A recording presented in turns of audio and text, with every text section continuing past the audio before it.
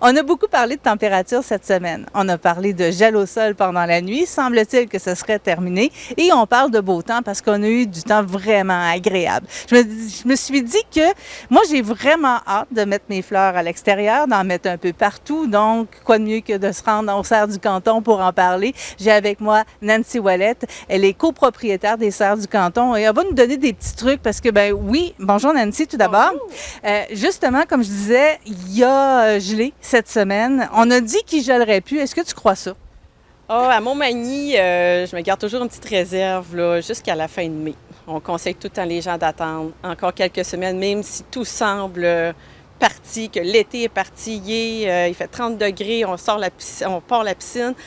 Jusqu'à la fin de mai, début juin, on est toujours vigilant, puis on conseille vraiment d'attendre, même si bien tentant, mais on n'empêche pas les gens d'acheter parce que c'est trop, les gens ils ont trop hâte, sont trop contents de voir des fleurs puis de la vie. Bon, tu peux peut-être nous donner des trucs présentement. Qu'est-ce qu'on pourrait faire sur notre terrain? Il me semble que ça fait pas longtemps, la neige était là. Il y a du travail à faire, c'est certain. Oui, bien, tout ce qui est ceux qui ont des aménagements paysagers avec des arbustes, des vivaces et tout ça, bien, souvent, là, on voit que ça commence à émerger, à sortir de terre.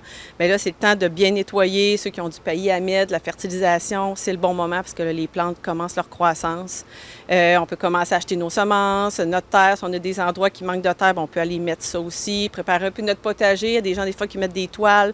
Là, on peut enlever ces toiles-là. On peut commencer à brasser notre jardin. Si on a des analyses de sol à faire aussi quand on vient d'acheter une nouvelle propriété ou ça fait plusieurs années, j'ai moins de rendement dans mon jardin, bien, ça peut être le bon temps là, de faire une analyse de sol pour mettre les bons fertilisants et amendements.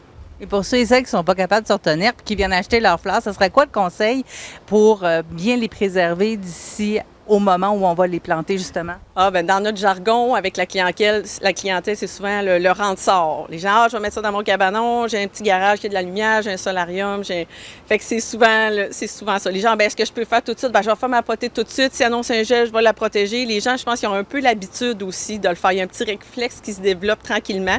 Il y a toujours des gens qui se font prendre à chaque année. C'est dommage, mais c'est ça. Souvent, ils vont les mettre là, je vais les mettre près de la galerie, en dessous de la galerie. Oui, c'est ça. Donc, c'est des trucs. J'ai déjà vu aussi les couvertures. Aussi, oui. Quand c'est des gels très légers au sol, là, oui, on voit ça souvent, un petit polythène. J'ai une petite serre chauffée. L'important, c'est que le gel ne tombe pas sur le feuillage, parce que des fois, c'est des petits gels très légers, mais qui peuvent endommager beaucoup les feuilles. Donc, si j'ai choisi mes fleurs, à quel moment tu penses qu'on va être bon pour les planter cette année dans la région? Je ne suis pas une météorologue, mais par expérience, depuis de nombreuses années, c'est souvent fin mai, début juin que pour Montmagny, ça commence à être un bon temps. En altitude, à partir du Rosaire, comme je mentionnais, Saint-Paul, Saint-Fabien, c'est souvent des fois le 10 de juin, le 15 juin, des fois jusqu'à un peu la Saint-Jean-Baptiste, parce qu'on a déjà vu des gels jusqu'au 19-20 juin. Il faut vraiment être patient quand même. Oui, oui. Les gens, ils ont très hâte, mais s'ils prennent ces précautions-là, souvent, ils sont très gagnants. Un peu plus tard d'attendre que la terre se réchauffe, parce que des fois, la terre est encore un peu froide, plus en profondeur. Fait que des fois, c'est avantageux, entre autres, pour les courges, les concombres, les tomates, d'attendre que la terre soit bien réchauffée. Pour les Serres du Canton, ici, vous avez déjà beaucoup de fleurs sur place, beaucoup de plants également, légumes, fines herbes et tout. Est-ce qu'il y a encore des arrivages qui sont prévus? Nous, c'est dans le petit fruit, étant donné qu'on ne produit pas nos arbustes fruitiers, framboisiers, camérisiers, tout ça, c'est le genre d'arrivage qu'on reçoit. On vend encore un peu de vivaces, on s'approvisionne localement, mais ça vient tout juste d'arriver. On est encore dans l'étiquetage, mais pour le reste, tout est produit sur place et disponible pour la clientèle. Possibilité de réserver aussi, on offre le service de réserver les grosses potées, les grosses jardinières, les gros plants de tomates patio que les gens aiment tant. On peut réserver ce genre de... Ça, c'est plus des montages sur mesure, mais on en a fait pour la clientèle qu'on va mettre à la serre bientôt. Il y a un effet de mode aussi au niveau des fleurs. À chaque année, il y a peut-être une couleur différente ou un type de fleur qui est mis davantage de l'avant. Cette année, ça va être quoi? J'ai pas de tendance au niveau de la couleur. Il y a toujours les couleurs Pantone là, qui sortent à chaque année. Nous, on regarde plus ou moins ça, mais on va le voir des fois une tendance au niveau des pots qui vont sortir ou de la décoration. Mais vu qu'on n'en vend pas beaucoup ici, on en tient plus ou moins compte. Mais les plantes exotiques en général, là, les cannas, les pénécétums, les alocasias, la famille comme ça, les palmiers, on n'en vend pas, mais c'est assez souvent gagnant parce que les gens ils ont des piscines, ils veulent que ça fasse été. Est-ce qu'on peut les rentrer, ces plantes-là, après? Est-ce qu'on peut les garder? Ça dépend des variétés, mais il y en a plusieurs qui sont rentrées à l'intérieur. Les gens souvent sont attachés, ils ont payé, des fois quand même un certain montant, fait qu'ils veulent les garder. Ceux qui ont l'expérience, souvent vont le faire spontanément, ils vont agrandir le pot, ils vont faire les petits traitements nécessaires pour ne pas rentrer d'insectes, parce que souvent ils ont déjà une collection de végétaux à la maison.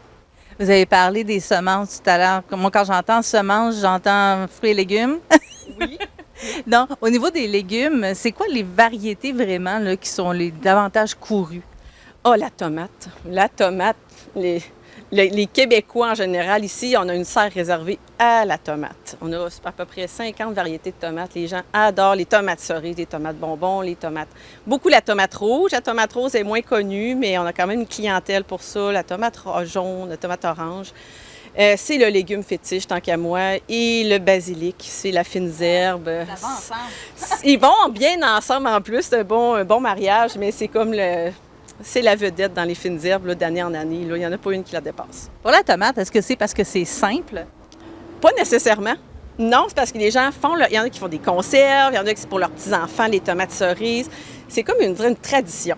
Parce qu'on a une clientèle, des fois, qui est un peu vieillissante, mais qui vont être en appartement ou en petit... Mais le dernier légume qu'ils vont cultiver chez eux, c'est le plant de tomate. Jusqu'à la toute fin, ils vont s'acheter un plant de légumes, puis ça va être la tomate.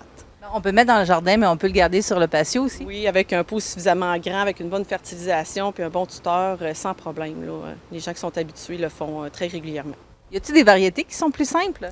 Nous, on recommande souvent des variétés à part, ce qu'on appelle déterminées, c'est-à-dire qu'ils vont atteindre une certaine hauteur, puis ensuite, ils vont faire ils vont maturer, puis tout ça. Parce que comment je pourrais dire ça? C'est ça, parce que c'est plus facile, ils vont s'en venir moins envahissants. Parce qu'il y en a d'autres qui faut avoir un tuteur spécifique ou être dans une petite serre pour les faire grimper, sinon des fois ça vient comme trop gros. Fait qu'entre autres, on a la variété Paul Big, nous, qu'on produit ici, la Célébrité, qui est très bien, qui est un bon gagnant, là, au niveau des bonnes variétés peu maladives. On voyait à un certain moment beaucoup des tomates cerises dans des suspendus, justement. Est-ce que c'est encore viable de le faire comme ça? Bien, on a une clientèle qui adore ça. Il y en a qui appellent en mars des fois pour réserver leur jardinière de tomates cerises. Nous, on trouve des fois que ça demande beaucoup d'arrosage parce qu'à la fin de l'été, des fois, le plant de tomates cerises, il est énorme. Fait que ça demande... Ceux qui les rachètent d'année en année, c'est parce qu'ils ont bien suivi les conseils, puis qu'ils ont bien arrosé, qu'ils ont bien fertilisé. Fait que oui, c'est encore à la mode. Les jardinières de fraises aussi, très, très appréciées. Donc, c'est vraiment le truc, là. C'est l'entretien, l'arroser, fertiliser toujours. Oui, ben oui, avec des bons soins, vous allez avoir des bons résultats avec vos plantes, là, que ce soit des plantes de légumes ou quoi. Mais des fois, c'est de garder ça dans la simplicité, mais avec fertilisation et arrosage, là, ça, c'est sûr que c'est comme la base.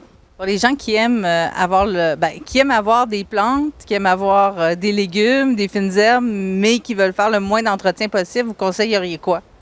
Dans les annuels, c'est sûr que nous, les bégonias en général, ce qu'on appelle les bégonias big, les bégonias semperflorens, les petits bégonias qui vont fleurir tout l'été, qui vont pouvoir subir un petit stress d'arrosage pendant que vous êtes partis en vacances quelques jours. Les dracénas, c'est un vieux classique, mais ça va persister dans le temps. Ça peut subir certains stress hydriques parce qu'on a des étés beaucoup en dents de scie. Des fois, on a des étés de plus en plus chauds et secs. Des fois, c'est plus vieux, mais souvent, c'est la tendance est comme à être très chaud. Fait qu'il faut avoir des plantes qui sont capables de le supporter. Justement, on va en parler de ce genre de plantes-là, des changements de température. Puis c'est un changement quand même assez majeur dans la région qu'on ressent depuis quelques années. Qu'est-ce que vous conseilleriez au niveau des choix de plantes qu'on devrait faire? Est-ce qu'il y a des modifications qu'on devrait faire dans nos choix habituels? C'est une bonne question qui a encore un lien avec la météo, mais c'est souvent de choisir des plantes qui vont être capables de supporter un ensoleillement ou une chaleur un petit peu plus élevée. Fait qu'avec les années, nous, il y a des variétés qu'on délaisse tranquillement sans les nommer parce qu'on voit qu'ils ne sont pas capables de supporter un petit coup de chaleur ou mettons, il va faire un peu plus chaud dans les serres une certaine journée, bien, des fois, la floraison, elle s'arrête puis elle s'interrompt. Fait que ça, pour les gens, c'est un peu décevant, mais on a des gens qui sont habitués à ces couleurs-là. Fait que des fois, on les garde, mais on va prendre des plantes vraiment qui sont capables de traverser la saison au moins jusqu'en septembre-octobre. Fait que ça, c'est... Au moins jusqu'en août. Quand ça sera en septembre-octobre, les gens sont souvent très heureux parce que les gels sont des fois plus tardifs. Est-ce qu'il y a des modifications génétiques qui ont été faites sur certaines plantes pour les aider justement à passer à travers cette période un peu plus difficile, peut-être ces changements un peu plus radicaux? Ah, là, c'est un domaine que je pourrais pas me prononcer, là, mais c'est sûr que nous, on fait des sélections, on en essaie, puis on voit qu'il y en a qui performent bien. On en entend parler, ah, celle-là a bien fonctionné. Nous, on vient qu'on le sait un petit peu, là, comme le fameux géranium. Les gens disent, ah, ça me rappelle ma grand-mère, ça me rappelle des vieux souvenirs de ma tante qui mettait ça, mais c'est une plante, on va dire en bon français, tough, qui attire pas les insectes non plus. Puis il y a des belles variétés de couleurs maintenant, là. Ah oui, très belle. On a des beaux rouges foncés. Il y en a dans les coloris, là, dans le géranium, il y en a pour tous les goûts. Oui. Au niveau des fines herbes, est-ce qu'il y a des nouveautés cette année? Non, on n'a pas introduit de nouvelles variétés, mais nous, on a un basilic qu'on aime beaucoup, qui est la variété Emerald Tower, dans un beau nom anglophone, mais souvent, il va faire des entrenœuds un petit peu plus courts que le fameux basilic Genova qu'on voit souvent. Il y a le céleri à couper aussi, que nous, on a introduit il y a quelques années, qui est un peu comme... ça a un goût de céleri, mais ça a une forme un peu de plante persil. C'est très résistant, très productif. Fait qu'il faut mettre dans les soupes et tout ça, là, nous, c'en est une qu'on aime bien. On a beaucoup de gens qui viennent de l'immigration ici, donc j'imagine qu'il y a des changements aussi au niveau des variétés qui sont demandées.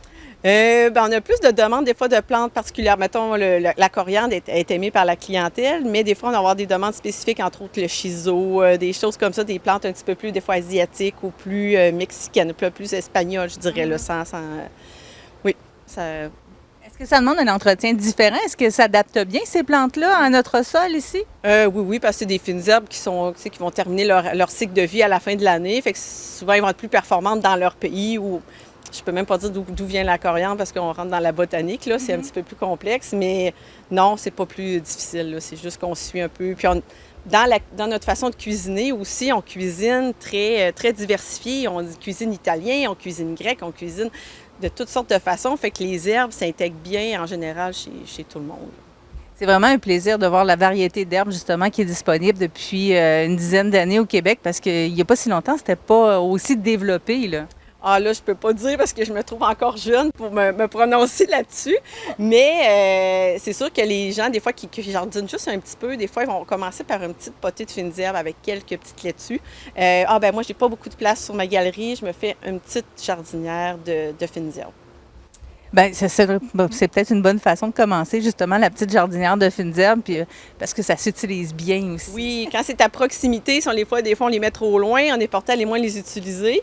Fait que quand c'est plus près de nous, là, ah oui, je vais en mettre, là, je vais me faire un petit pesto, je vais me faire des petits croutons à l'ail avec, voyons, comment on appelle ça, des bruschetta. Fait que quand c'est près, là, près de nous, c'est plus facile à utiliser. Oui, et ça goûte la fraîcheur de l'été, ça fait du bien. On a hâte de pouvoir en profiter. Nancy Ouellette, merci beaucoup de nous avoir donné accès aux serres du canton, de nous avoir permis de se promener parce que c'est un plaisir. Ça sent le printemps et le début de l'été. Oui, déjà, oui, ça va vite. Bonne saison. Merci beaucoup.